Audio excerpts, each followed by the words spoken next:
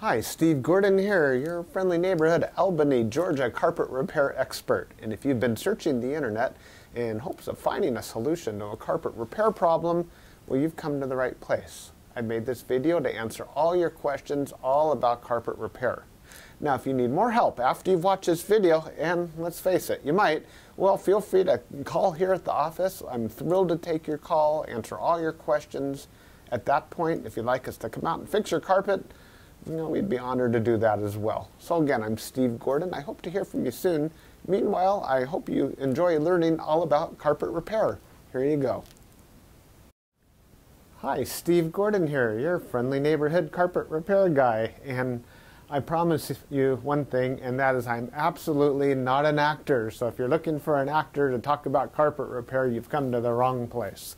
But if you want to know about carpet repair, whether it be carpet stretching, patching, Berber carpet repair, commercial carpet repair, transitions between your carpet and a floor, maybe your stairs need repaired, a seam could need repaired, or a few other things, well, in that case, you have come to the right place because I'm going to talk to you about that, and I'm going to try to answer as many of your most frequently asked questions as possible. And before I get to that, I am going to talk to you a little bit about our guarantee, how to get an estimate, the bid, and a couple other details. So, I hope you enjoy my recording, and please be patient with me because I don't have a script. I've got a dozen notes here to go off of, and it's just going to be right off the top of my head, and I'll try to really just answer all the questions I can ahead of time so that you have a little bit of education when you call us, and I certainly hope you do. So first, I'd like to talk about the guarantee.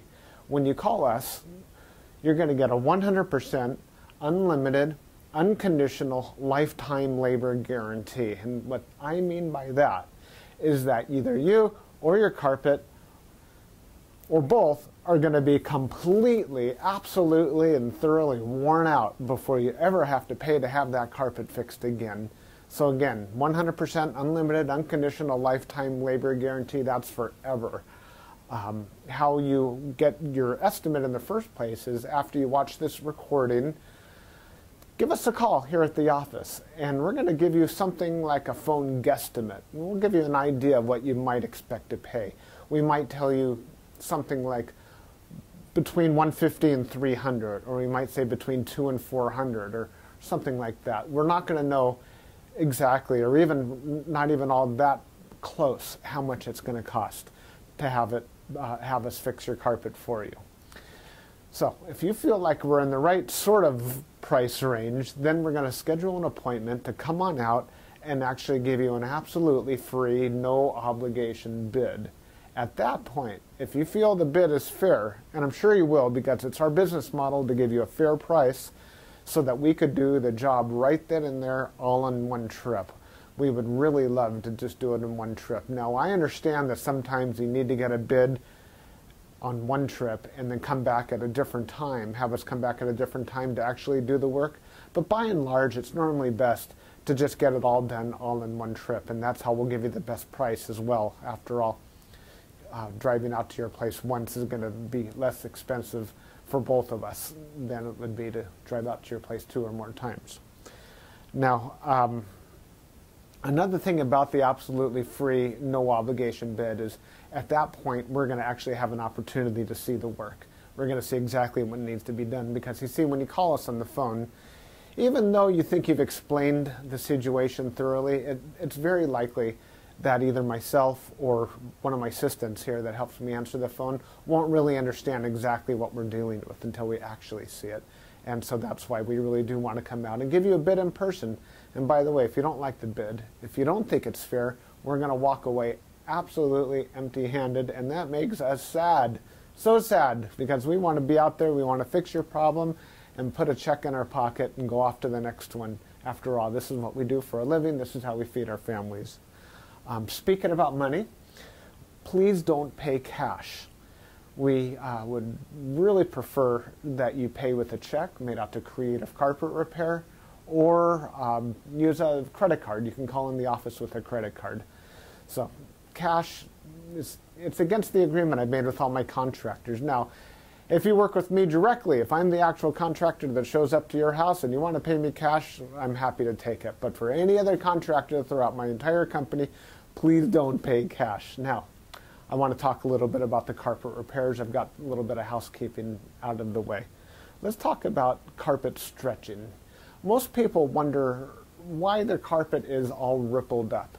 So if you look out at your carpet and you see more waves than the ocean, or it's more rippled up than you can believe, and there's peaks and valleys in your carpet and you're getting seasick just looking at it, or if it's a trip hazard, there's a real good chance that your carpet was never stretched in tight enough to begin with. You see, whoever stretched your carpet the first time around more than likely didn't use a power stretcher. Now what a power stretcher is a pole that it butts up against one wall on one side of the room, and this pole runs all the way across the room to a head that's on the other side. And when we push down on this handle, the carpet gets stretched, and it gets stretched so tight that we have no doubt at all that we're going to be able to live up to that unlimited, unconditional lifetime waiver guarantee. That carpet will never ripple up again. You have my absolute word of honor on that. And if I'm wrong, we'll do it again for no charge at all. When we stretch carpet in a room, it's always best to have the room completely empty. We can empty the furniture out of the room for you if that's what you need, but more often than not, the customer will want to get as much as possible out of the way. Now, don't strain yourself. Don't go moving a giant king-size bed or a dresser that weighs, more than 10 elephants. That's not cool. We have special tools. We have these sliders that we can put underneath the legs of the furniture. So even if your dresser weighs a couple hundred pounds and is harder than heck to move, we get those sliders underneath there, and we can move that stuff around if that's what we need to do. So don't strain yourself moving the furniture. Also, if you have a king-size bed and it's just completely unreasonable for whatever reason to move that bed, quite often we could stretch the carpet in that room without moving the bed. It's a lot more work. Those poles that I spoke about, they go actually underneath the bed, so we stretch the carpet right underneath the bed to the other wall. And it's a lot harder. It takes us a lot more time and effort, but it can be done. So that's a little bit about carpet stretching. We use a power stretcher. We don't just kick it in with our little Susie Homemaker little knee kicker, and it leaves a little bit of extra carpet at the end. We cut off that excess, and you'll see how much carpet we cut off when we're done. We throw it in a bag, and we tuck in the carpet along the edge, and boy, life is good. It looks so much better. One thing that you might be aware of when we finish, though, is if you had large ripples, the carpet could be soiled along the top ridge of those ripples more than at the valleys, and that makes sense. Where you're walking, that's where it's going to get more dirt. So after you stretch the carpet, is a real good time to have the carpet cleaned. Also, the carpet's out of the room, and the furniture is out of the room, and it's just a great time to clean the carpet. It looks a lot better at that point.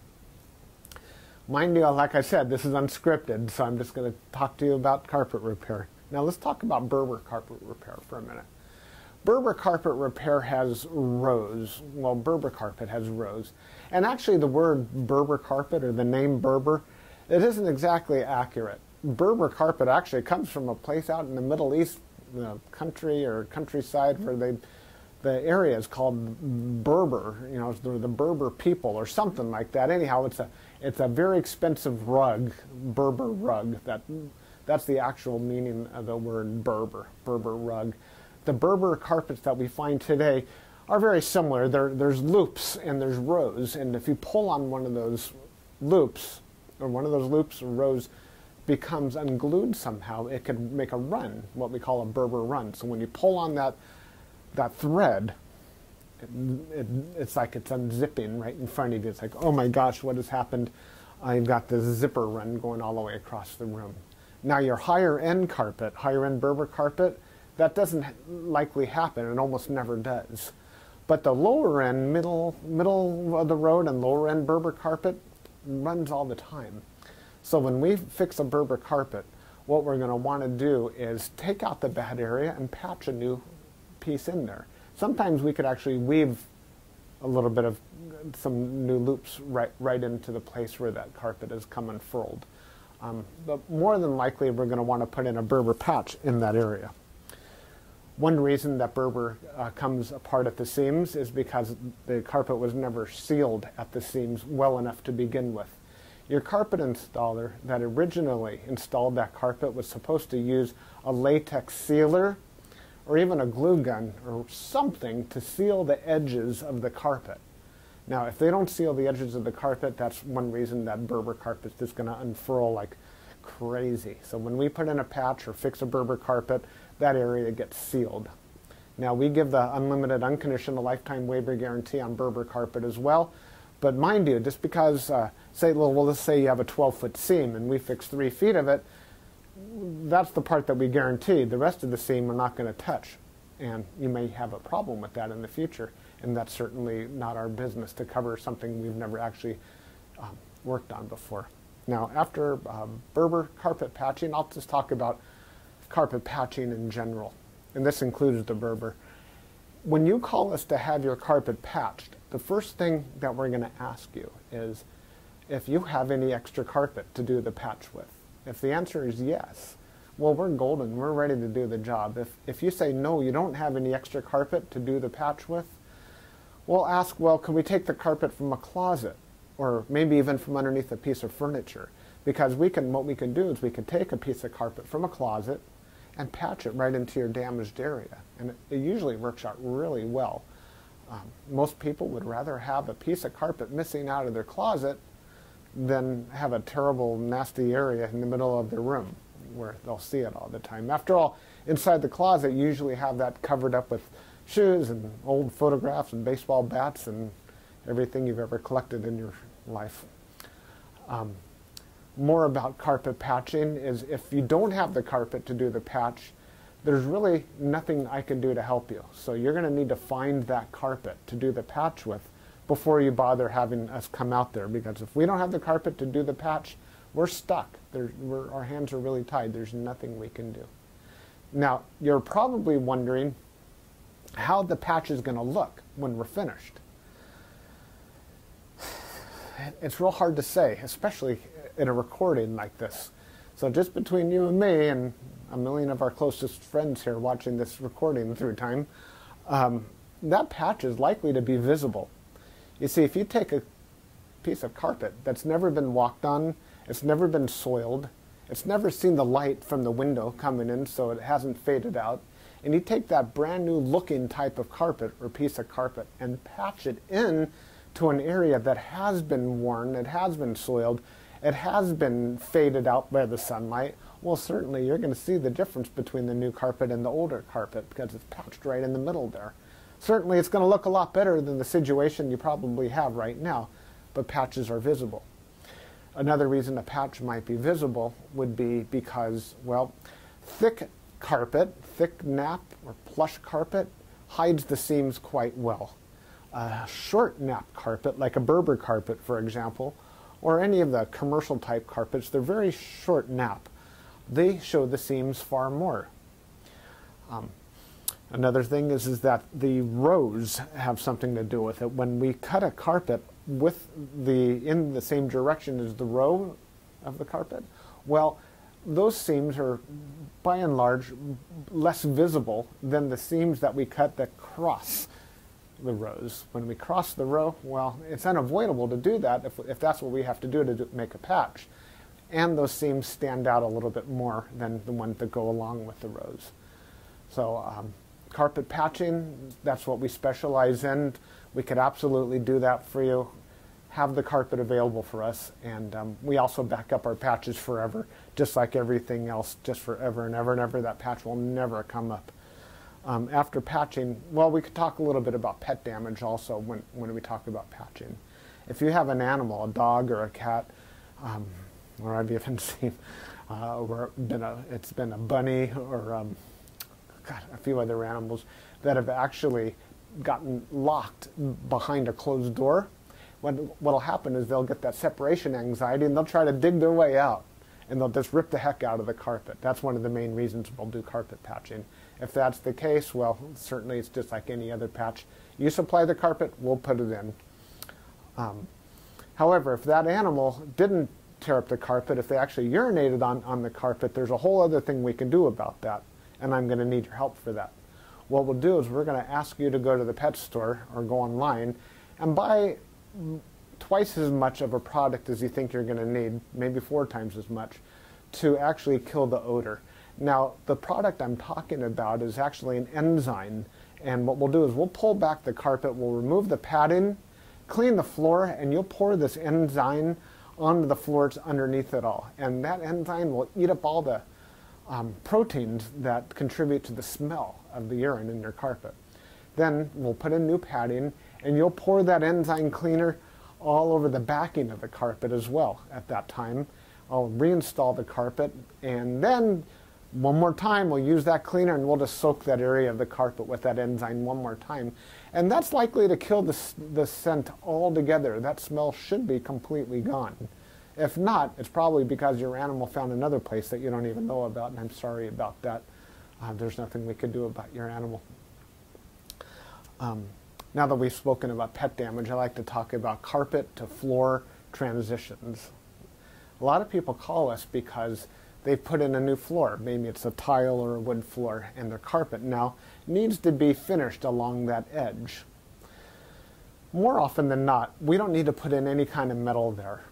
There's a lot of different types of situations where you do want a metal. If you have an apartment building and you want the carpet to last a long time, between the carpet and, say, for example, a linoleum floor, we could put some metal there. There are flat metals. They're the type of metals that they're called, I've called them beat-down metals before. I'm not sure exactly what they're called. Beat-down metals, they're golden, they're silver, and the carpet goes right in there and it gets hammered down, gives a nice clean edge, and it protects the edge of the carpet for a very long time.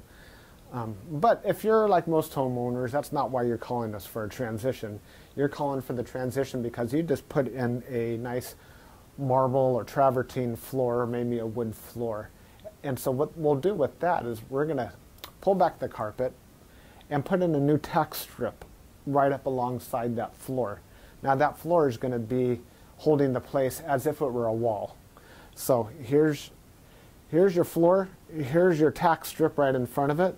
We're going to pull the carpet over that tack strip and tuck it in right there. So all you're going to see is a nice smooth transition between the carpet and the floor. Now, many times when you put in a new floor, it's important to put in some work into the subfloor underneath, and that might include using hardy backer or some other type of material that raises the floor up even higher than it would have been. So let's just say, for example, you've got a 1/2 inch new tile and another 1/4 inch of underneath there of a hardy backer, or it could even be more. It could be 3/4 of an inch altogether, or even more, that is higher than the carpet. That's extreme. It's usually not that high, but let's just say it is. If we just bring the carpet up and end it right there, well, you're going to stub your toe against that thing. You're going to be cursing to holy high heaven every time you do that. It's just not fun at all. Trust me, it's not. You'll understand if you ever do that. What we're going to want to do in that case is one of 2 different solutions. We're going to do 1 of 2 solutions. One is we can pull back the carpet quite far and use a product like a Fix-All, which is a very fine cement type product. And we're going to feather in a nice ramped area, so we raise the level of the floor slowly up to meet it. What's great about that is the floor and the carpet will be at the same level, then you won't stub your toe. What's not so great about that is when you're walking up that little ramped area, well, you feel like you're walking uphill. There's really no way around that I know of outside of pulling out all your carpet and floating a whole new layer of concrete, self-leveling concrete on the entire concrete floor and underneath.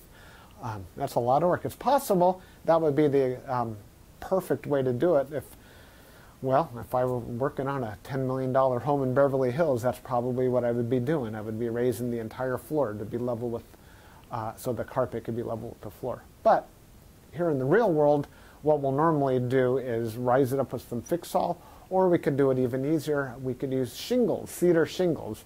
Cedar shingles are about that long, and that makes a nice little ramp up. And it normally works just beautifully. It's quick, it's easy, we can get it all done in one trip. So we're going to raise the level of the carpet right up to the level of the floor, and you're just going to be happy as can be about that. Some transitions are round, curved. Other transitions could be squared. There's 100 types of transitions out there. And if you look on the internet under carpet to floor transitions, you're going to see a lot of examples. Perhaps even on my website, you can see some other examples. And so when you call us, you can explain what you're dealing with, and that would help us with the program here. Stairs. So, do you have a problem with the carpet on your stairs? I did a job like this just today, where the cat had actually torn away the corners of almost every stair all the way up the stairway. The lady was not happy about this. My solution to this was that, well, first of all, I asked her, do you have any extra carpet? And the answer was yes. You can take the carpet out of a closet. And I told her, well, you're going to have carpet missing out of a closet. And she said, well, that's fine. You can put this carpet in the closet. So she had something that didn't match at all. And she didn't mind because, well, she just didn't care that the carpet in the closet didn't match halfway through. So I took the carpet out of the closet, and the first thing I did is I completely replaced the first two stairs, because after all, the first stair or two wears out faster than everything else anyhow, and those first two stairs were pretty trashed. Instead of just fixing the little corners, just replace the entire stair if you can. It'll make a world of difference to have something new there. With all the rest of the stairs, I just did these little bitty patches all the way up one side and all the way down the other, and it was just beautiful. I think it gave her probably another 10 years of life to her carpet to fix those stairs. Another thing you could do with stairs, what some of my customers have done, and I love this idea, is replace the entire stairway by, well, let me back up a little bit. Let's just say you have a 3 or 4 bedroom house, and it's the same carpet throughout the entire house, and your stairway is pretty much in the middle of it all. And if you replace the carpet on your stairs, well, it's going to be a slightly different color than the rest of your carpet, and that's going to look low class, and we don't like that, do we? No, we don't. What I would suggest in that case is that we take the smallest room in the house, maybe a small bedroom or nursery, and pull the carpet out completely from the smallest room in the house and buy new carpet for that room. Then we have maybe a 12 by 12 piece of carpet, and we can replace the entire stairway with that carpet. That way it matches the entire rest of the house except for that one room. That'll easily save you $4,000, $5,000, $6,000, $7,000 right there. And it's a lot less work too. So I like that idea. You got a whole new stairway. A lot of people, you walk in the front door and there's the stairway right there. If the stairs look bad, it's hard to recover from that first impression. So take my word for it. That's a really great way of going. Now stairs. Commercial carpet repair. If you have commercial carpet and that needs to be repaired, it either has ripples and waves or it needs a patch. If it's rippled, it might need to be stretched. We've already talked about carpet stretching. On the other hand, it might have a different issue. It could be your commercial carpet was glued down to concrete to begin with. If that's the case, what we do is we actually take a knife and we just cut right down the middle of those ripples, cut right down those bubbles, and we will re-glue the carpet right underneath there and smush it all down, and believe it or not, those bubbles are going to be completely gone. They might be completely invisible when we're finished. You won't even see where we cut it, because where we cut it is exactly where we put it back together. The carpet will be nice and tacky before we push it back down.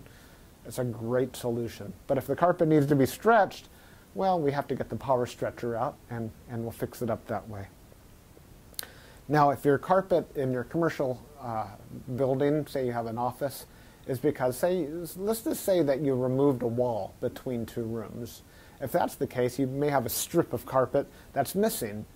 It's always a great idea to just get a completely different color. So if you have blue commercial carpet, go get a piece of red or black. Just something completely different, because a strip, a patch going all the way down through the middle of the room that's just a little bit off, it looks low class again. But if we put a strip of red down the room, or burgundy or black, people walk in and they go, oh yeah, these people have got some class. They got a decorative idea. So that's just my opinion. Use a completely different color if it's something goes all the way across the room. Now if it's just a patch, a small patch for whatever reason, and you have a little extra carpet, we can always patch it in with whatever you have. Seam repair. Good news and bad news. The good news about seam repair is that we can make your carpet so the seam doesn't keep getting worse. The bad news is that if it looks bad now, it's probably not going to ever look good again, regardless of what we do to it. Seams have to be done properly the first time. You see, when we seam a carpet together before it's installed, we'll use a straight edge and we'll cut down both sides of the carpet, and then we're going to seal the carpet on both edges, and then we're going to seam it together, and it'll be perfect. When it's completely cooled down, then we stretch it in. If we go back and try to open up the seam and cut that carpet off and try to bring it together, the chances of it ever looking better are right around 0. So I'm sorry to tell you that your seam repair, we can make it possibly look a little bit better, we can make it stop getting worse, we can make it not be a trip hazard any longer, but don't have your expectations too high when it comes to seam repair. The last thing I want to talk about is flood damage. Now, if you're watching this right now and you've got a flooded out carpet, you are in a world of hurt, and I'm sorry. The first thing I would do if I were you is probably have about 3 fingers of scotch. And then I would go ahead and get an extractor, like a hot water extractor. You can rent them at the just about any rental yard, and just start extracting all the water. Pull back the carpet, get rid of all the padding that's underneath your carpet. Rent a couple of blowers, or as many blowers as you need, and these things, they kind of look like a snail. As a matter of fact, that's their nickname in the field, call them a snail. And they're shaped like that, and boy do they ever blow. And you can blow dry the whole underneath of your carpet. Set it up and get that carpet completely dry. At that stage, that's when you call us, and we can supply new padding, put a new pad, reinstall your carpet, clean the carpet for you if you're in an area that we do carpet cleaning, and life is good. You can put your furniture back and you'll be happy again. You don't have to do it yourself. If you want to call a company, even ours, depending on your area, can do that extraction for you as well. Now, if it's really flooded, I mean, seriously, like you're ankle deep in water, don't even bother. It's beyond almost everybody's ability. That means that your baseboards are all going to be all wet. A professional company will come in, remove your baseboards, and we don't do that ourselves. They'll remove your baseboards, they'll drill holes in the wall, attach blowers to your walls, and blow dry the entire area, inside the walls and out, the carpet, the floor, the whole shebang. And then we can come in and put the carpet back down at that point. So I hope that I've answered your questions. If you have any additional questions, now that you've heard me talk for the last, I don't know how long, feel free to call me here at the office. I would be just tickled pink to hear from you. If I'm not here, one of my assistants, whoever answers the phone, will be well trained and will be able to answer any questions that you have about carpet repair. And then at that point, we'll be absolutely positively honored if you would have us just come on out to your place and fix your carpet for you. And that's all I have to say. Again, I'm Steve Gordon, and I promised I wasn't an actor, and by now you believe it. I'm a carpet repair guy, and I'll be looking forward to hearing from you, so please call me. Thanks. Bye-bye.